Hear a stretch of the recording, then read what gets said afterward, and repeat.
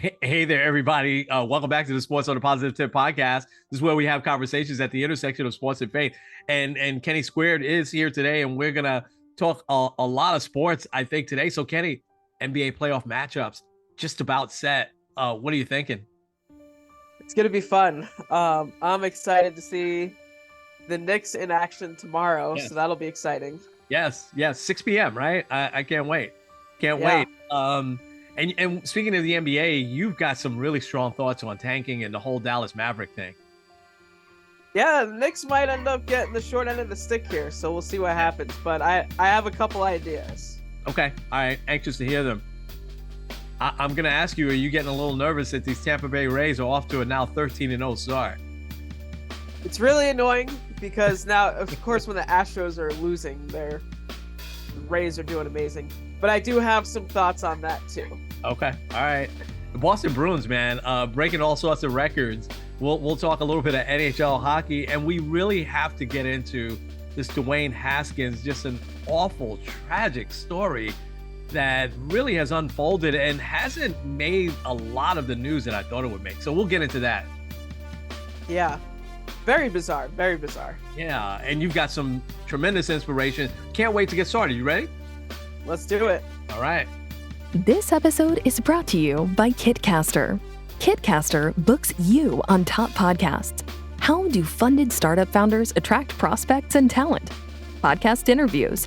How do entrepreneurs with exits find new deals? Podcast interviews. How do C-suite execs differentiate in crowded markets? Podcast interviews. Kitcaster books you on top podcasts. Click the link in the show notes for a special offer. Celebrate good conversation. Hey there, everybody. This is Kenny. Kenny Squared. This is sports. I don't know why I went up that high. That actually hurt. Sports on a Positive Tip podcast. Hey, Kenny. So, how are things there in Cleveland? You 2 out of 3, right? The Yankees took from the Guardians. What's things like there? Are people getting excited? The Guardians have a pretty good record, but Minnesota's Minnesota. People starting to get a little pumped up about the Guardians, or is it now focused on the Cleveland Cavaliers? I think now, because also I believe, I'd have to double check, I believe the Guardians are heading out of town because it was first weekend or the first homestand of the year. So there was a lot of excitement about that, especially since they made the playoffs last year.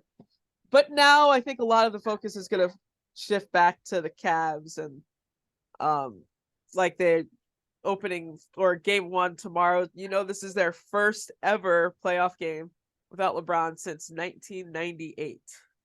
I did not know that. I thought they made the playoffs. They didn't make the playoffs last year. Now, Wow.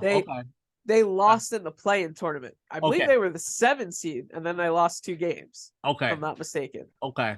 Wow. They've done a great job rebuilding that team. Because it's been twice that they've been decimated with LeBron leaving. And the first time around, we thought that they would still be competitive, and they weren't. They were for like the first 10 games, and then they were awful after that. So they've done a really good job in turning that franchise around a couple of times. So there is some excitement building about them, huh? Yeah, and also when they game 3, when they're at Madison Square Garden, I've already seen that they're doing a watch party, which is something they were really doing big time back when they were facing Golden State every year. So, okay. Where's the watch party at? Inside the arena? I believe so. Okay. Before they've done it, like, I don't know how well you remember it. Like, there's kind of like that area in between the arena and Progressive Field. Yes. They kind of did it outside there too. So, okay. I don't know if they're doing it there, but I think it's in the arena this time. Are you going to partake? I've considered it. A lot of it depends on what like the timing and everything. Yeah.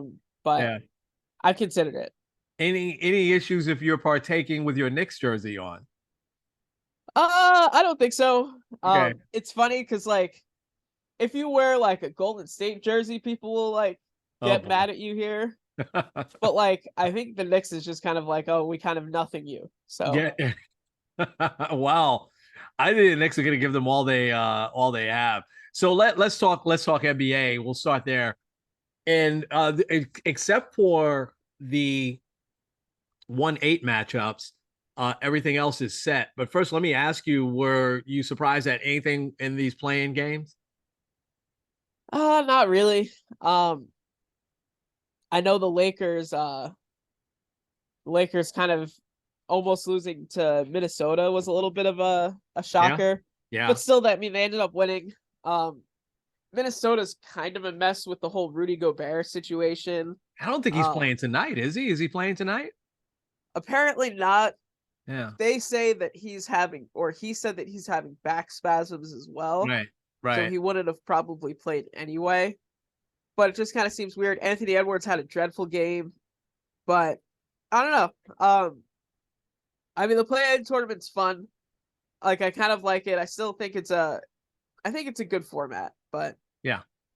Yeah. So you've got Minnesota and OKC tonight. So the two stars on OKC, man, this might be their coming out party, right? yeah. Jai Gildress Alexander and Josh Giddey. These guys are, oh my goodness. I sort of knew about Giddey, but definitely Alexander, because he just twice this year torched the Knicks, and I remember I told you the next day that this guy is good. Definitely a rising star that you don't hear much about. And then we've got the Bulls and the Heat in the Eastern play-in game. What's some of your thoughts there? Um, I would kind of love the Thunder to get in, just because I think it Uh-huh. would be a fun story. Yeah. Because the Thunder have 1 billion draft picks. They got that 7-foot dude that missed the whole season this year. Yeah. Yeah, from Gonzaga, yes. Yeah, so that'll be interesting. But I want to focus on the Heat real quick, because if the Heat lose tonight, what do you do? Because last year they were literally a 3-pointer away from making it to the NBA Finals. They made it back in 2020 as well, but now they're on the verge of being knocked out of even making the playoffs. I mean, even if they make the playoffs, I mean, no one's really giving them any shot against the Bucks anyway. But I don't know. It'll be interesting. They beat the Bucks, right? A few years back when they got to the finals. Yeah. I mean, obviously the teams are very different. It's a great question. I was talking to somebody about that I was surprised that when the Knicks were playing them, that how many categories they were last in. They were last in on the offensive side, right? They're a good defensive team, but on the offensive side, they were last in everything: 3-point shooting, field goal percentage. They were last in the league and everything. I'm not sure what that team does. Because I can't imagine that they've got high draft picks. They Miami always was able to, and I shouldn't say always, but for years was able to attract a star there. And they did get a star in Jimmy Butler, but Jimmy Butler's on the downside of his career right now. I mean, he still is a very good player. But I don't know, because they have two budding stars in Bam, two all-stars, right? Bam and Tyler Hero. I'm not sure if Hero made the all-star team, but he's a star. But I don't know, man. There's something missing from that team. I can't figure it out, because I think they have a lot of talent. They don't have a ton of depth coming off the bench, but they got a couple of guys that come off the bench that just fire it up. And their salary's a little bit messed up. The forward that is also a good shooter, they gave him a big contract a few years ago. I think he was from Michigan or Michigan State. You know what I'm talking about? I don't know why his name. I think is his last name Robinson. His name is escaping me right now. But they gave him. I'll look it up. Yeah, they gave him a huge contract a few years ago. And he was unbelievable in the playoffs for a couple of years, but man, oh man, he's kind of dropped off since he got his contract last year and this year. So they're stuck a little bit salary cap wise too. So it's interesting. Duncan Robinson, right? Duncan Robinson. Yeah, I'm sorry. I don't know why I couldn't remember his name. What's also interesting is the Bulls on the other side of that. Didn't the Bulls spend most of the year last year as the number 1 seed, and they fell off towards the end? and then they were terrible in the playoffs last year, and they really have kind of just been mediocre all year this year. I don't know what you do there either. So you've got two teams kind of at a crossroads, right? Yeah, and a little bit more on the Bulls too. I feel like they're kind of also in like a weird spot Mm-hmm. because like I feel like they're missing a piece, but they also have like people that are really good. Yeah. Like, I mean, I know Lonzo Ball has been injured, and that's probably part of that Yeah. Definitely. Yeah. too. Yeah. But like a lot of people like Zach LaVine. Not a huge Zach LaVine fan, Yeah, but you never have been. You've always felt he doesn't come up in the clutch, and he's never been a shot that he doesn't like. Wherever he's right. on the court, he's throwing it up. Um, Yeah, I always thought he was kind of overrated, but yeah. also Alex Caruso's pretty good. DeMar DeRozan was huge last year. He's Oh, kind of been a little silent this year. yeah, but he what a huge shot he made the other night. Yeah. He came up clutch the other night, and he did that last second shot earlier in the season to beat the Knicks in the final seconds. Um, and I think he still has a lot in the tank, but those are two weird teams. It'll be interesting either one. I agree with you on the Heat. I don't know, man. What do you think they do?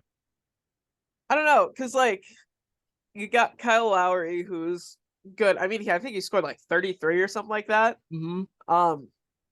Obviously, like you have Jimmy Butler, you got Bam Adebayo. Like, I don't know. Like you're not gonna fire the coach. No. Eric Spoelstra is kind of considered like a top 3 coach in the NBA right now. Yeah. Yeah.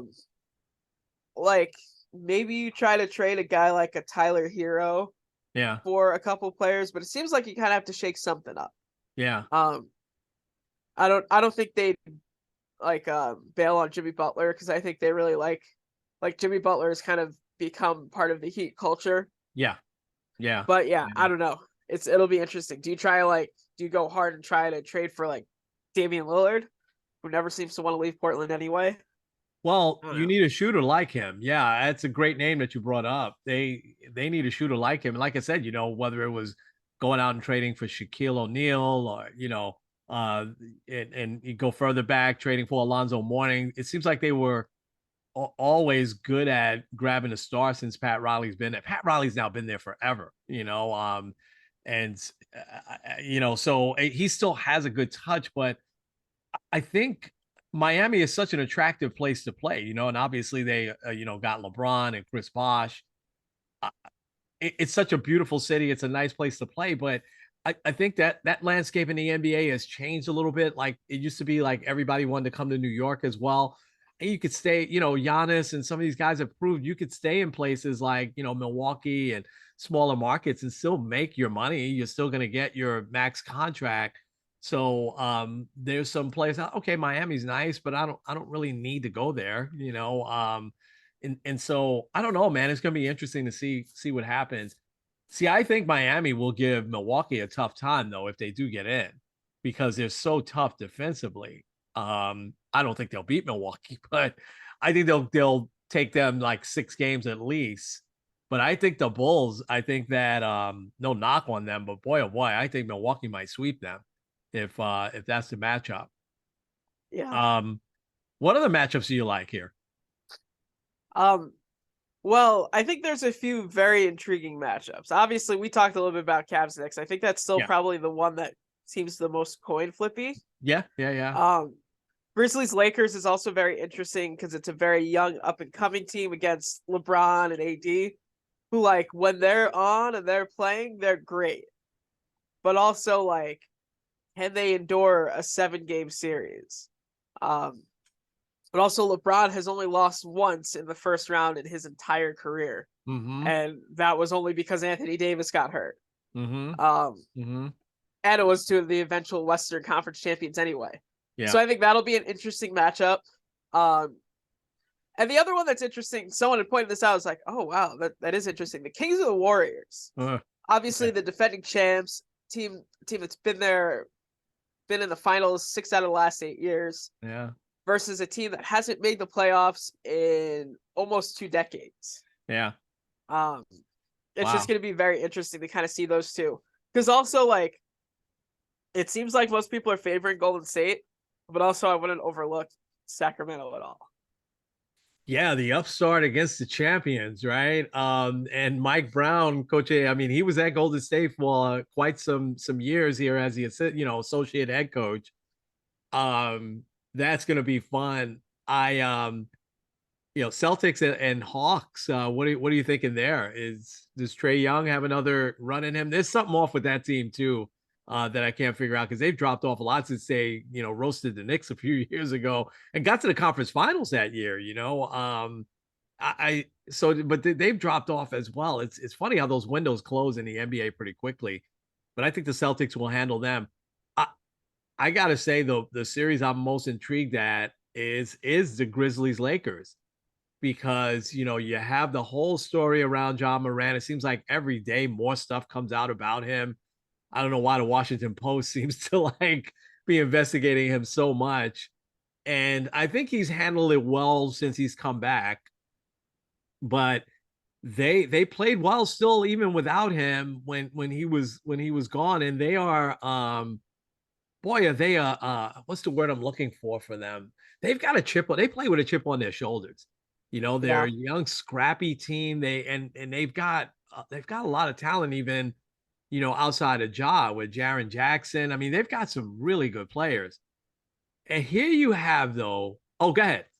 Um, you had mentioned before, Job. I was just double checking because Yeah. I thought I'd seen it on Facebook. Job Morant apparently had filed a countersuit against that teenager that had sued him, Yes. alleging saying that he playing the way he did could have cost him millions of dollars and stuff, which is dumb and whatever. But Yeah. Then don't be out there playing against teenagers.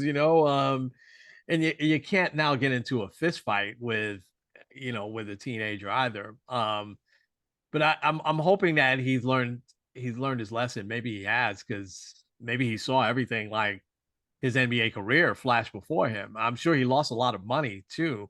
But anyway, I think, Kenny, the most fascinating thing, if it turns out that the Lakers win this series, the story will now shift to, does LeBron James have another run in him? And you and I know the road is rocky. You've got Phoenix, you've got Denver. Uh, it, it- you know, it would be miraculous to me for the Lakers to get by one of those teams. I don't think it'll be miraculous if they beat Memphis. I think that a lot of things have to fall in place because outside of Davis and LeBron, D'Angelo Russell has played great. Hachimura, they've gotten him. He's been a spark off the bench for them. But for the most part, I mean, I dare you to name, the rest, 4 or 5 more players on the Lakers roster.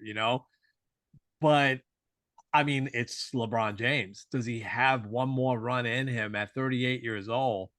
And that talk will start to really rise up. That'll become the talk of the playoffs. Now, who would they play in the next round? Would it be Denver next round they would play the if they Kings or the won? Warriors. They play the Kings or the Warriors, which that would be so interesting. So while we're going to be watching most of the East, right, because we're Knicks fans, and you're obviously there in Cleveland too, and you keep an eye on this West, man. It is going to unfold in an unbelievable way because, again, do the Warriors have another run in them? I mean, you've got Thompson and Curry and Draymond all up there in age. All have just been battle tested, a lot of playoff experience. Do they have another run in them? I mean, on the road, they were horrible this year. We talked about that, I think, last year. And Sacramento hasn't been there in years, and they've got a pretty young team. Well, they got a couple of good veterans on that team too. Do they wilt under the play? It's a whole different game postseason in the NBA. It really is. The intensity just ratchets up.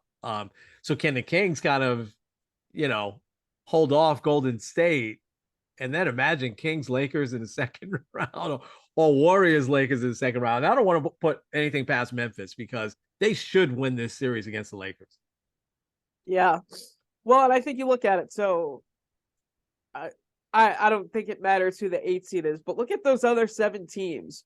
Would you be surprised if any of them were in the finals? I mean, you got the No. Nuggets, the Grizzlies, the Kings, the Suns, the Clippers. the Warriors and the Lakers. Yeah. Would you really be that surprised? I mean, maybe the Clippers because Paul George is like questionable, and Yeah. the Suns are undefeated when Kevin Durant plays. But Yeah.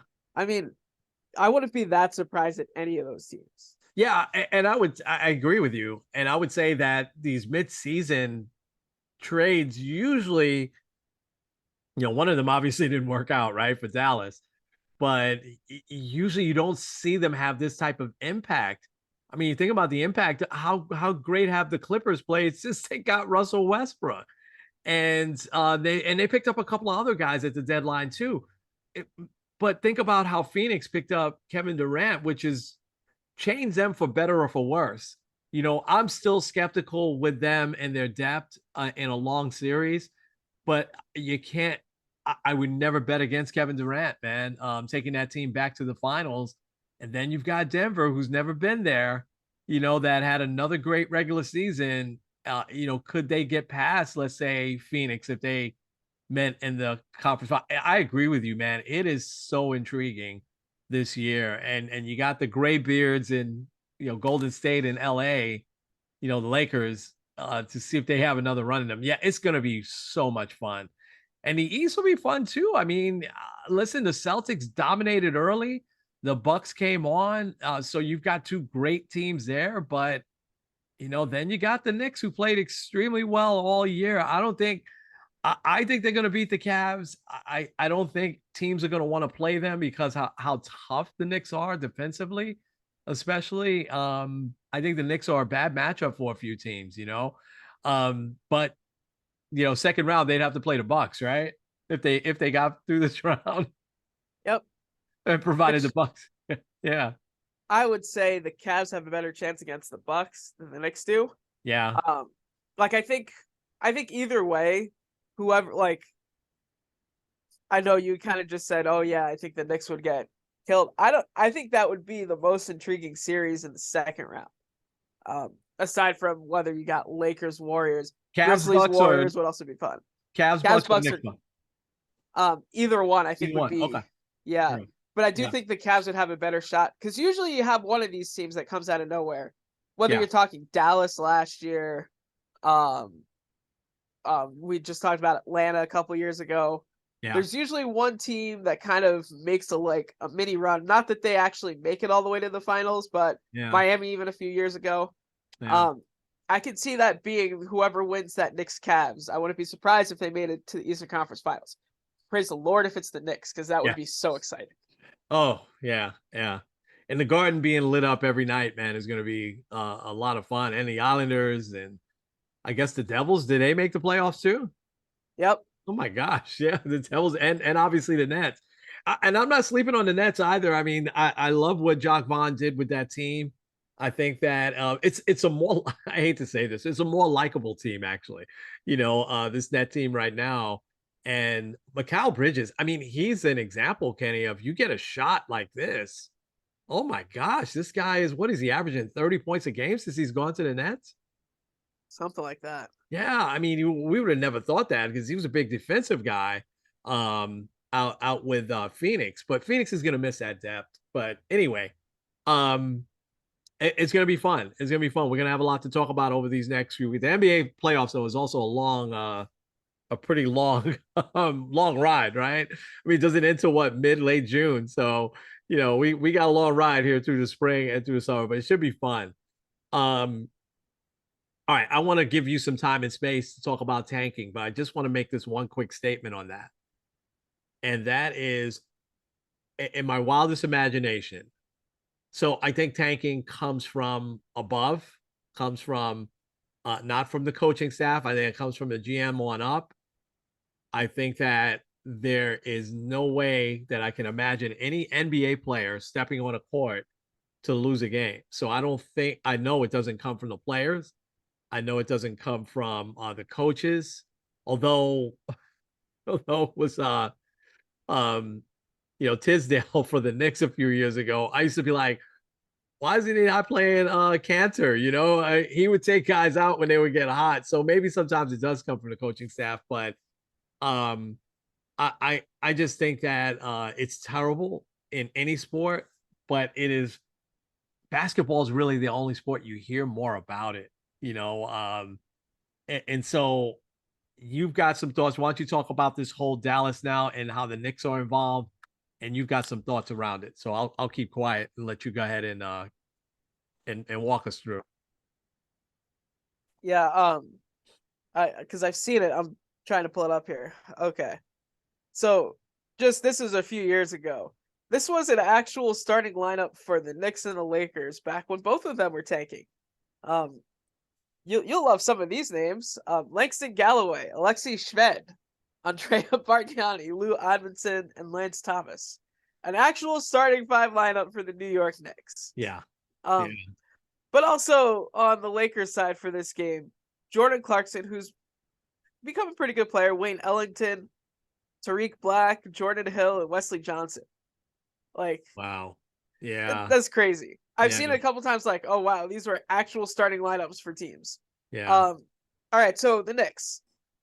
Now with with Dallas now, still some benefits from the Porzingis trade. The Knicks are supposed to be getting their first round pick this year, but it's a protected top 10 pick, meaning that the Knicks don't get it if Dallas picks in the top 10. As of right now, depending on how the lottery hits, because you got a couple of teams in the play-in and everything like that, if you're just going in reverse order, Dallas would be number 10. So there's still a chance that the Knicks get it. Let's say someone like the Bulls or the Heat end up winning the lottery, getting one of the top picks, then they would be pushed out. But right now it looks like Dallas will be keeping their pick, which means that there's a good chance that the Knicks miss out on that pick, and then let's say Dallas is excellent next year, and then they could get a really bad pick. Because basically how it works is if it ends up as a top 10 pick, Dallas keeps it, and then they would get theirs next year.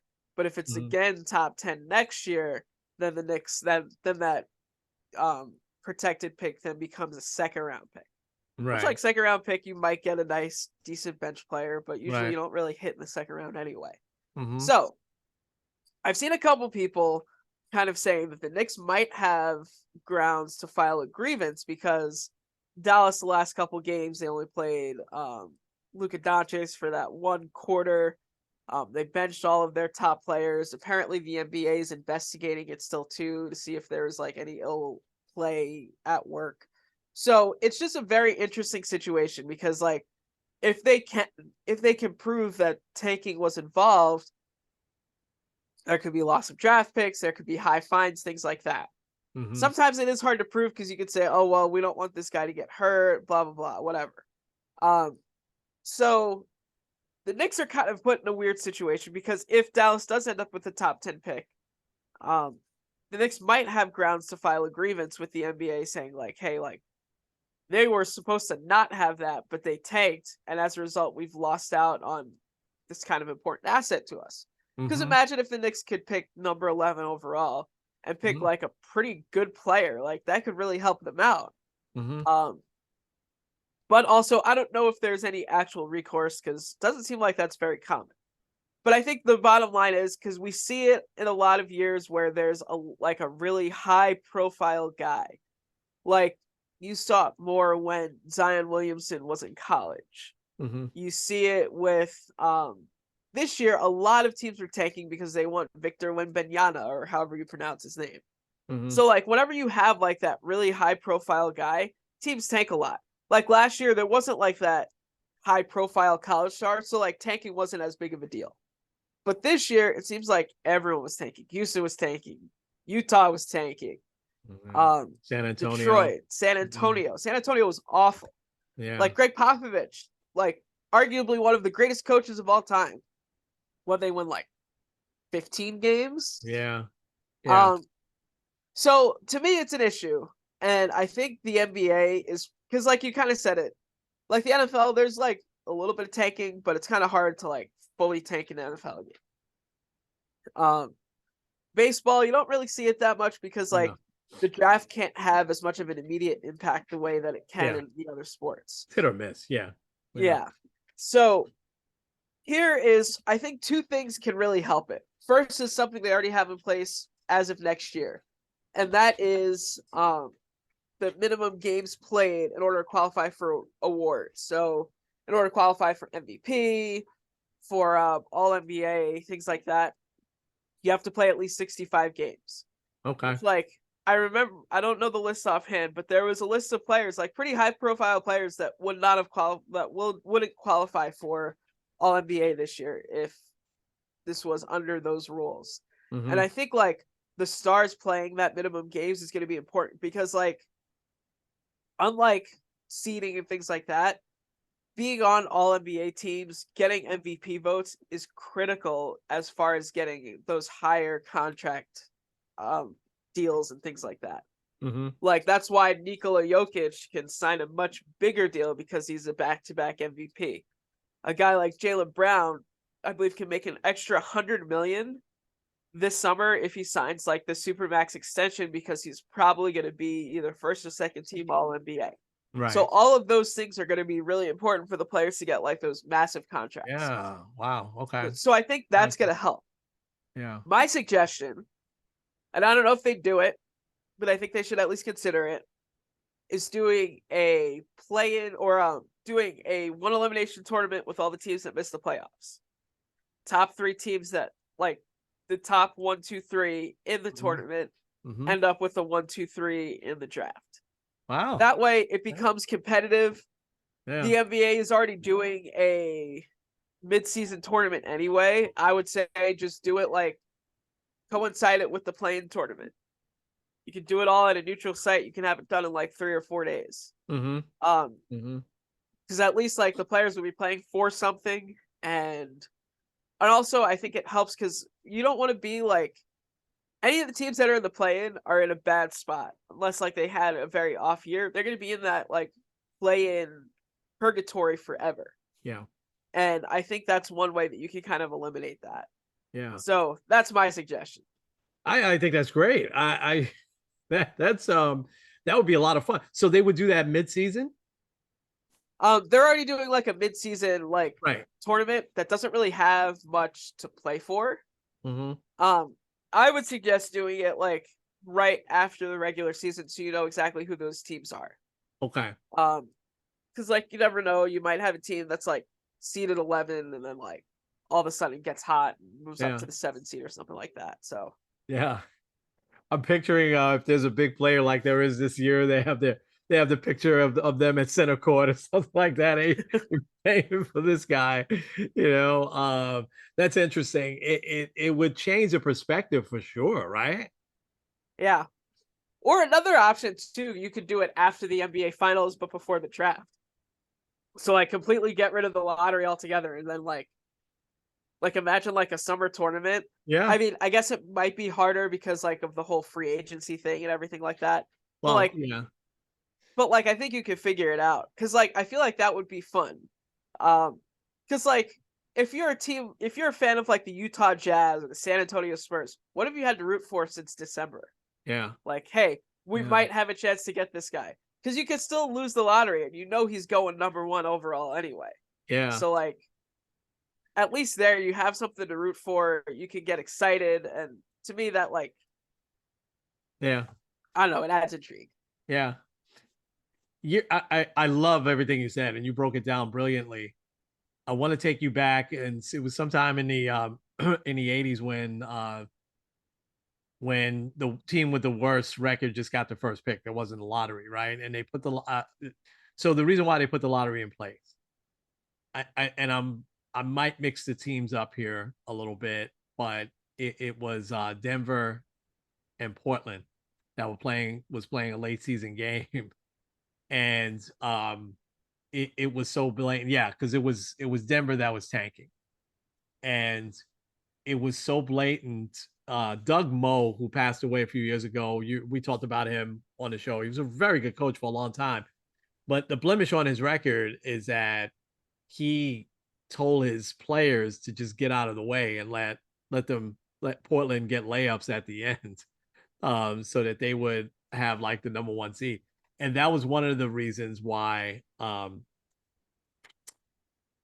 David Stern put in the lottery in place, which he thought would prevent teams from tanking. And that's it makes me so confused why teams still tank, because the lottery is just that. It's a crapshoot. I mean, you would probably know this off the top of your head, and if you don't, I know it's low. How many times does a team with the worst record get the number one pick? It's you know, I mean, the Knicks, the only time they got it was with Patrick Ewing, and they didn't have the worst record that year, and they didn't have a good record either, but they didn't have the worst in the NBA. Most of the time, it's the teams that don't have the worst record anyway. It's just that it's the little balls going around. But so I think I like what you're saying, and then maybe just eliminate the lottery altogether, and they have something to play for. Um, I want to go back to Dallas for 1 second.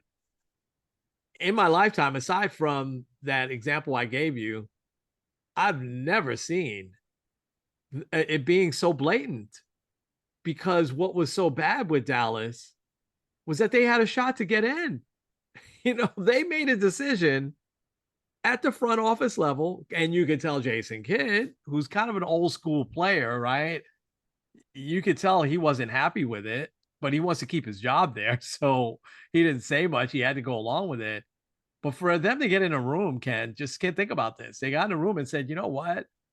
We're better off losing this game, and because if we win, we might get into the play-in tournament. So then we definitely won't have a top 10 pick, but if we lose, we got a chance. But let's not make it so obvious. Let's play Luka for the first quarter.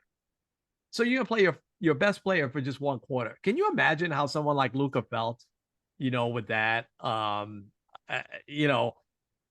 so I think that something has to come down with Dallas. They can deny all they want.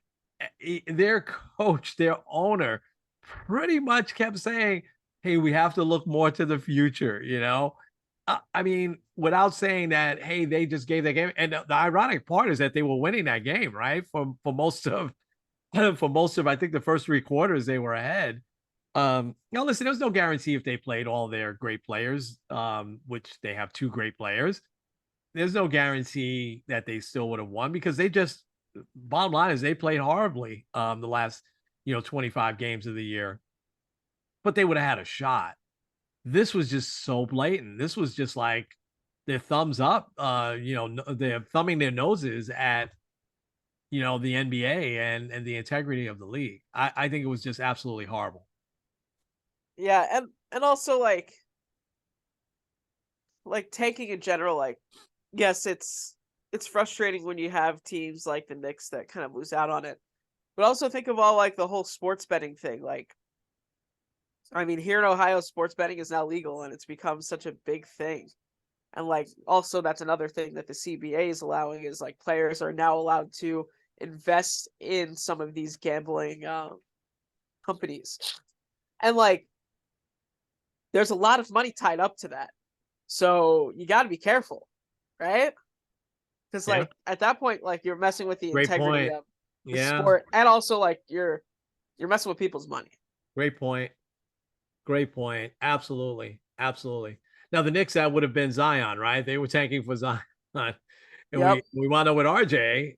I'm ecstatic over that.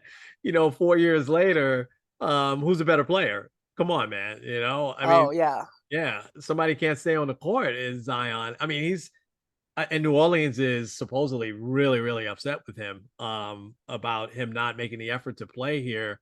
And they're sitting out with the good talent that team has, and with him included, they should be in the playoffs. But boy, oh boy, something will probably happen there with him. I think they probably lost patience, with him, but they signed him to an extension, so it's going to be brutally hard for them to trade him now. But I'm happy with our team right now. I don't want him, here with the Knicks. So, although RJ might say, hey, try to get Zion, he'll be healthy. I don't know. Maybe his body type, he never will be healthy. I don't know. Who knows? Yeah. So we'll be looking at Greg Oden 2.0. Yeah, exactly. Unfortunately, right? Anyway, Good stuff. I love how you broke that down. You ready to shift over to, or maybe you're not, but you ready to shift over to talk a little bit about the 13-0 Tampa Bay Rays? Uh, yeah, I guess so. Well, I'll put it in perspective now. This hasn't happened. The 82 Braves jumped out to, and that came out of nowhere. Just to take you back a little bit, Joe Torre had gotten fired as manager of the Mets. And Joe Torre was a little bit of a place. He was a manager of the Mets for a little bit, but they didn't have success. They didn't have the talent, right? The Braves pick him up right away. I mean, he was a player there. He had there's some he has the ties there to Atlanta. And so that's his first year managing the Braves, and they get off to this unbelievable start. They're 13-0, and they wound up winning the Western Division that year, but barely. And then they got, I think, swept by the Cardinals, I want to say 1982, in the championship series. And then there was the 87 Brewers, who I don't think made the playoffs at 13-0. 87 was the Twins. No, the Twins got to the World Series in 87. And I think the Twins played the Tigers in the championship series. So I don't think the Brewers made the playoffs that year after starting 13-0. So it's so early. But is there a but? I'll leave it to you. What are you thinking about this 13-0 start? Well, I'll start with this. I have this article up because so modern Major League history, we got 13-0, but back in 1884, the St. Louis Maroons started out 20-0. Yeah. With guys like Buttercup Dickerson and Sleeper Sullivan. But also they finished that year because obviously baseball before 1900 was kind of weird. Yeah. Their record that year was 94-19. 94-19. My good, they dominated. Buttercup was just dominating. Yeah, good old Buttercup.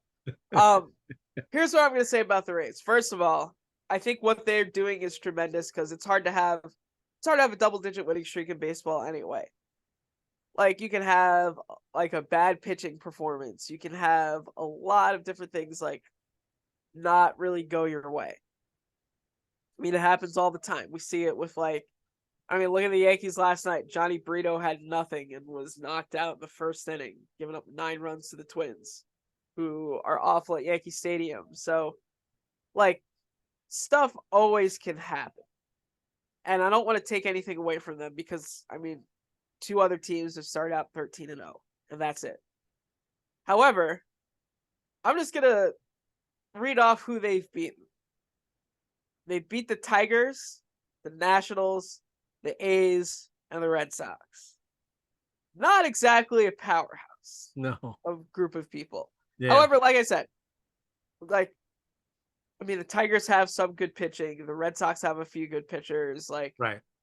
Nationals have a decent bullpen. So you don't want to fully take away what they've accomplished because it's important. Yeah. However, you look at their schedule, they haven't faced a playoff team yet from last year. However, coming up, obviously they're playing the Blue Jays tonight. And I just want to read off their April schedule because it's interesting. Mm-hmm. Or not April, May. So they start with 3 against the Pirates, who have actually been pretty good this year. Mm-hmm. And then they play the Yankees, the Orioles, the Yankees again, the Mets, the Brewers, the Blue Jays, the Dodgers, and the Cubs. Mm-hmm. That's why I'm not that worried that they are 6 games up now, I believe. Yeah. With this early, you're oh gosh. Yeah. Sorry, 5 games up. So in that regard, 13-0 is impressive, and it has kind of made me think. Because at first I was kind of I don't know if the Blue Jays are going to be or I think it's the Blue Jays that'll be the biggest competition. Now I do truly think it's going to be the Rays. Yeah. However, if we're still looking at this team as 32-4 or something like that, and they're absolutely rolling come Memorial Day, that's when I'll start to get a little bit more concerned. Yeah. Yeah. Yeah, I'm with you on everything. I think it's still so early. It's such a long season. You know, I think that to me the start that was the most impressive one any of these 13-0 starts was the 84 Tigers 35-5 start. And they went wire to wire and they won the championship. To me that was, the more impressive start that I think if they get off to that type of start, or even if they're like 30-10 or something like that in their first 40, then we've got something cooking, right? The Yankees got off to such a great start last year as well. I know it wasn't 13-0, but boy, oh boy, they had a phenomenal record at the All-Star break. But it was right at the All-Star break, right a little bit before, where they seemed to go into a little bit of a slump, and they kind of stayed in that morose through a good part of the summer. It wasn't terrible. Like they didn't lose 10, 12 in a row or anything like that. But the Yankees, I thought, got in trouble for a while last year, and then they righted the ship with a couple of weeks left. And I thought the whole Aaron Judge thing hanging over them too definitely was affecting them. But listen, I think it's going to be those two teams. I think the Jays are going to be right there. I'll preview. I forgot about them, but I think it's the Yankees and Rays are going to battle it out this summer. I think the Orioles, will be right there as well. They're playing. They've got. It's not like the Yankees are playing bad and the Orioles are playing bad. Or the Jays are playing bad. I think that all those teams will stay right there. Start to keep pace. And the Rays, unfortunately, they're going to come back to earth. They're going to have a streak where they'll lose 7 out of 10 or something like that. It just happens in a long season, unless you're the Mariners winning 118 games or whatever. It's hard to stay consistent. Yeah. Yeah. Yeah. But their pitching though is something to be reckoned with. And now it's going to be interesting though, as they start to play good teams now, because none of those teams are expected to be in the postseason that they played so far. Yeah. There's not much else in baseball. There's some it's been exciting. It's been fun to watch some of these games. I love that the Mets took 2 out of 3 from the Padres, catching them before. Oh, Xander Bogaerts, man, what a start he's off to. And our guy Araz, right, with the Marlins, man. You got to wonder now, why did the Twins trade him? You saw he hit for the cycle, and he's still batting well over 400. He just was wearing the Mets out, in the games that they played. I think some of those have been the big stories so far of the year. And this guy's just a pure hitter, Yeah. And also, I'm glad he's out of the American League, so maybe Aaron Judge can win the batting title this year. Yeah. You saw a lot of him. You knew he was when I asked you about him, you said, no, this guy's a great player, Yeah. Another thing too, MLB put this out yesterday.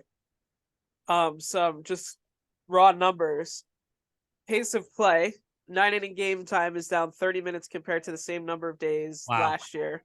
Wow. The average game is 2 hours and 37 minutes, which tracks pretty well. Yeah. Offense runs are up 1.4 runs per game compared to the same number of days last year, with about 9.4 runs a game. Batting average is up 20 points compared to the same number of days last year. Also, stolen bases attempts have increased to 1.7 per 9-inning game, the highest it's been since 2012. And success rate on stolen base attempts is 79.9%, up from 74% last year. Yeah. So, like, at this point, it's a decent sample size. Games are definitely moving quicker, a lot more offense, a lot more speed. So the new rules are they're working. Yeah, they're working so Yeah. far, and I like them. I love seeing stolen bases. And I think Brandon Nimmo, who used to never run, he's got 3 steals already. He had 3 steals all last year, and he's running all over the place now. So yeah, I'm liking the new rules. Did you know the Padres? I guess you knew this, right? Matt Carpenter is on the Padres, and Yeah. so is Nelson Cruz. And Nelson Cruz almost hit a couple of home runs, man. He still's got a lot of pop. I think he's 42 or 43 years old. So they've got a nice, the Mets and the Padres are the 2 oldest teams in the National League, which I wouldn't have realized. Yeah, I wouldn't have realized. Figure. Yeah. And not, we're talking about DeGrom getting off to a great start. You know who else has gotten off to a great start? And because he asked the Mets to start for years. And so he signed a pretty decent contract with the Padres. And that's Seth Lugo. I think he's like 2-0 or 3-0, but he's got a very low ERA. He's striking guys out all over the place. He looks really, really good. He's wanted to start a long time. But the Mets always felt he was more effective coming out of the bullpen. So I want to transition to this story, our next to last segment here, but we got to mention that the Boston Bruins, breaking all sorts of records in the NHL. We got to get Dave on before the playoffs or during the playoffs.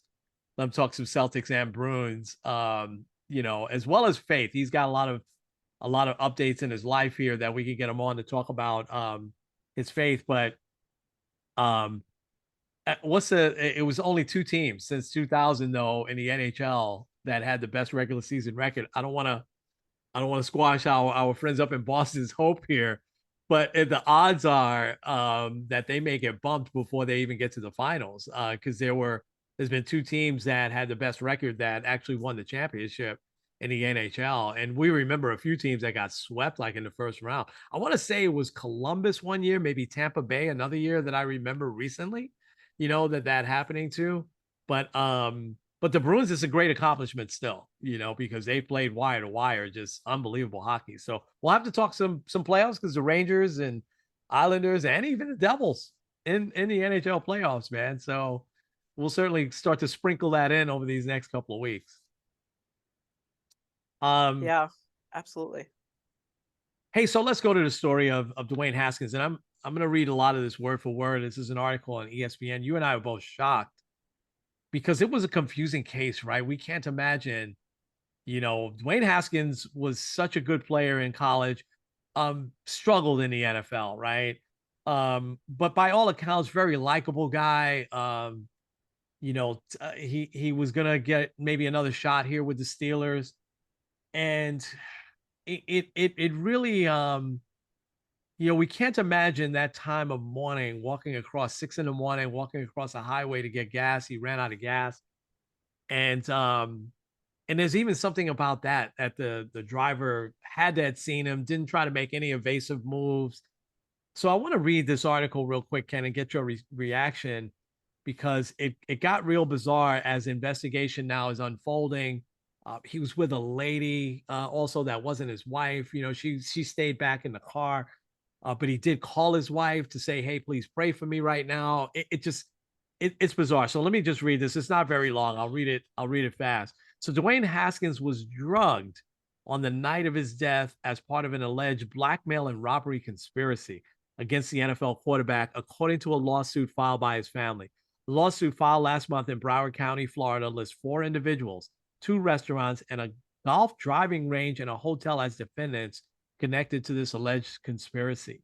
Haskins was killed April 9th, 2022, so just about a year ago, a little more than a year ago now, after he was struck by a dump truck while he was walking on a South Florida highway.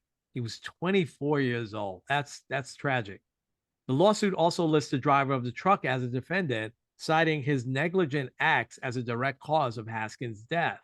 The statement released Monday by an attorney representing Haskins' family also mentioned the alleged conspiracy against Haskins. It said the lawsuit is an important step in the process of uncovering the complete truth about this tragedy.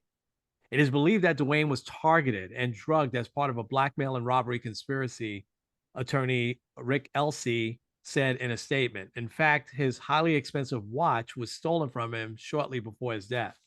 Haskins' widow, Calabra Haskins, is listed in the lawsuit as the plaintiff and personal representative of the Haskins estate. She's seeking a jury trial and unspecified damages related to Haskins' death. A toxicology report concluded Haskins was legally drunk when he was hit by the truck on I-595 in Florida. Separate samples taken from his body and blood had blood alcohol levels of 0.20 and 0.24, both which are above the legal limit in Florida of 0.08. So he was like triple the alcohol limit that you're allowed to have. According to the toxicology report, Haskins also tested positive for ketamine and norketamine, drugs that are used by medical professionals as anesthetics. so putting you to sleep, right?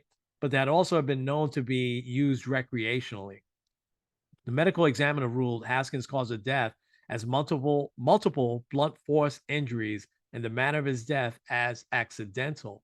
No charges have been filed. In a 911 audio from the accident, 911 audio from the accident, Calabra Haskins told the dispatcher that her husband had called her earlier, April 9th, and said he was going to get out of his rental car to get gas and would call her back when he returned. She called 911 after she didn't hear back and requested dispatch check on him. The final crash report released last year by the Florida Highway Patrol said Haskins was walking on the westbound side of I-595 when he entered into the travel lanes and into the path of a dump truck, which was traveling in the center lane. The front left of the truck struck Haskins. The lawsuit alleges the driver of the dump truck was speeding, carelessly driving, and had a cargo load exceeding the legal weight limit. So he probably wouldn't have been able to stop. The lawsuit also alleges negligence by the individual owner of the 1994 Kenworth truck, the driver's trucking company, and the Florida Department of Transportation, the rental car company, and the contractor that provides signage along I-595. The Florida Highway Patrol traffic homicide reports shows that Dwayne was only feet away from making it safely across the roadway when he was struck and killed by an old dump truck. It is old, 1994 truck. Elsie said in a statement, many questions remain as to why the driver did not avoid hitting Dwayne, given the highly visible activity in the area before the impact and the fact that the other drivers did not hit him. So that's focusing on a couple of things. It's focusing on that he obviously had these other drugs in his system. That this article, there was another one that mentioned there was another lady in the car with him that might have been part of this conspiracy to rob him by, drugging him. They could have put this in his drinks or whatever. He obviously wasn't in his right state of mind as he walked across the highway, right? But it sounded like at this point, sunlight had come up. It sounded like, other drivers were able to avoid him. But this dump truck, while they haven't looked at cell phone records and things like that yet, they're thinking he was either distracted or he was just negligent, in his driving. But the other conspiracy part is the, is what's really kind of now going to make this story, I think, a bigger deal because, who would have done this to him? And obviously he wasn't in his right state of mind getting out of his car. You would think, you have a rental car, you can always call that rental company and they have, AAA or whatever to come out and bring you gas. I don't think any of us now, I'm going to use this story real quick and I'm sure you remember it because you were young, but you weren't crazy young. Remember we ran out of gas right off of the highway one time and it was just you and I. It wasn't that late at night, but it was dark and it was, probably around 10 o'clock at night, 10 o'clock at night. What did we do? We walked all the way around, right? We didn't try to walk across the LIE. We were on the side of the Long Island Expressway.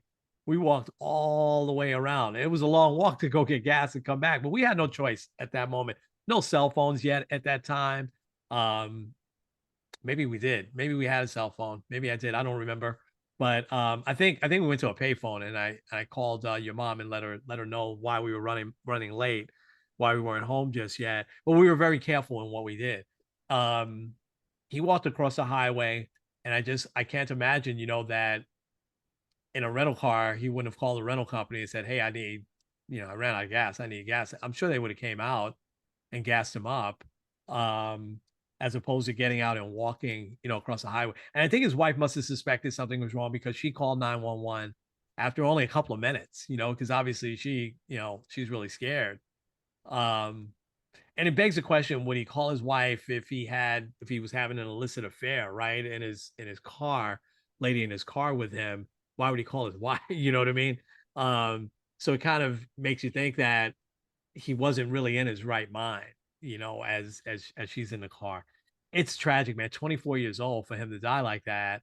Whether he's an NFL player or not, it's just really, really tragic. So let me get your thoughts on the story and then we'll get ready to wrap up with your inspiration. Yeah, obviously the tragic aspect of it has to be in the forefront, like you said, whether we're talking about a former NFL quarterback or or just a random guy that's 24 years old. It's always sad to hear it, especially like people that like where it seems like there's other aspects involved. Um and I still kind of wonder after like reading the article and you also just saying it again, like it's hard to fully say, well, this was definitely ill play. The watch thing is probably the thing that's most like jarring to me. Yeah. But I think this is more of a number one, it seems like he was very drunk and also probably on some kind of narcotic. Whether that was forced upon him or not, we'll really never know that for sure. But also like the whole dump truck thing, it seems like that like having the heavy load, not being able to stop is just not a good combination. And also traveling at a high speed. So it seems like and I'm not some like detective or anything, but that would be my guess is that seems like it's more of a tragedy based on this truck was going too fast and didn't have time to slow down. Yeah. Regardless, it does kind of seem interesting, and I think it's important to kind of figure out as best you can the why did this happen. Yeah. Because also, like I know Dwayne Haskins, he's was richer than I'll ever be, but like it wasn't like he had like secured like a giant contract in the NFL. No. Yeah. Yeah. So I do wonder like, and I mean I guess if you know someone that has that type of net worth anyway, and you're trying to get some of that, it doesn't matter whether it's $1 million or $500 million. Yeah. But Yeah.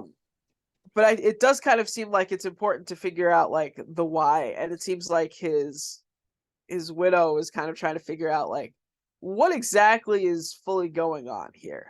And I think like when you look at it from that broader perspective, I think it's important, especially when you've like lost a loved one, to figure out the why, like especially like that tragically, like Mm-hmm. Mm-hmm.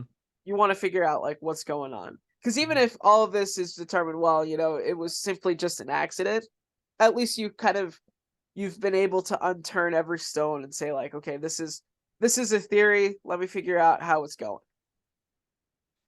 Yeah. Wow. Yeah, you nailed everything there. I don't have anything else to add. um, I hope they get to the bottom of what happened.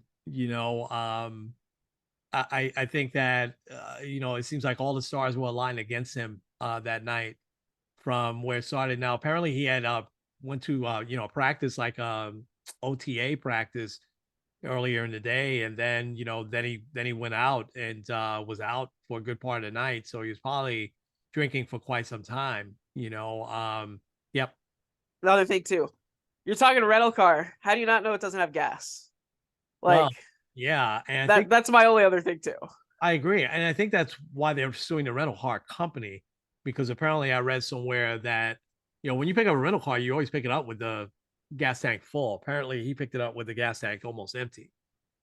So they're saying that it's negligence on the part of the rental car as well to run out. But of course, that's something that you should be able to spot, right? Because a rental car is always going to be brand new, so it should have the gauge right there in front of you. I agree. Yeah. Yeah, because like you had talked about when we had to go and get gas, like Yeah. there are two things. Like first, I remember like the gas gauge was broken, Wasn't working, right? Yeah. so it was like you never know. But then also, I remember what happened is where we like ran out of gas. Like it was across the highway was where the gas hit. Like you could see, like if we walked straight across, Right. we could get there. But Right. obviously, like we're not gonna cross a highway where people are going 70 miles an hour. Yeah. It's unfathomable. I think if he's in his right state of mind, he'd have walked around as opposed to trying to cross the highway. I agree. All right, you have got some. I don't have any inspiration this week, although it's been an inspiring week. But you've got some great inspiration that everyone needs to hear. So go ahead. Yeah. So this week, obviously the Guardians of the Yankees were playing.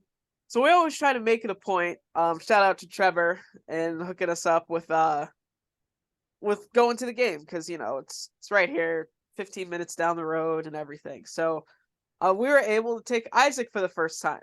Yeah. Me, Nate, Trevor, and Isaac went to his first game.